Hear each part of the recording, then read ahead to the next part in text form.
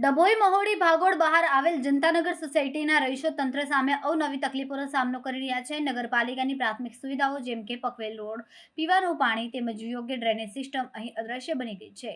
રહીશોનું કહેવું છે કે વર્ષોથી રજૂઆતો કરવા છતાં પણ તંત્ર તરફથી કોઈ હકારાત્મક પગલાં લેવાયા નથી.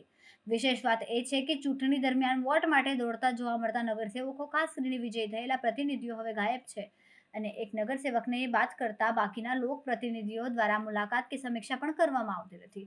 આથી પ્રજામાં નિરાશા અને ગુસ્સો જોવા મળી રહ્યો છે. વિસ્તારના લોકોને હોકારો, વિકાસ શું માત્ર શેરી ભાષણો સુધી મર્યાદિત છે?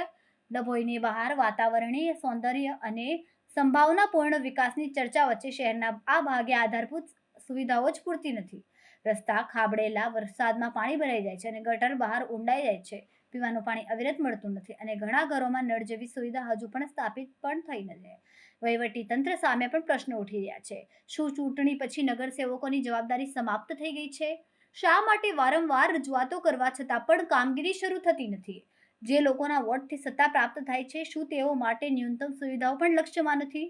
જાગૃત નાગરિકો દ્વારા ઉચ્ચારાયો ગંભીર પ્રશ્ન. જ્યારે ડભોઈને દર્ભાવતી બનાવવા જેવા વિકાસના સપના જોવા મળે છે, ત્યારે શું આ વિસ્તારમાં રહેતા લોકો ગુજરાતના નાગરિક નથી? અમારી શેરીઓમાં પણ પાણી ભરાય છે, ગટર ઉભરાય છે, છતાં કોઈ સાંભળવા તૈયાર નથી. રિપોર્ટર ફઝલ રઝાક ખત્રી, ડભોઈ.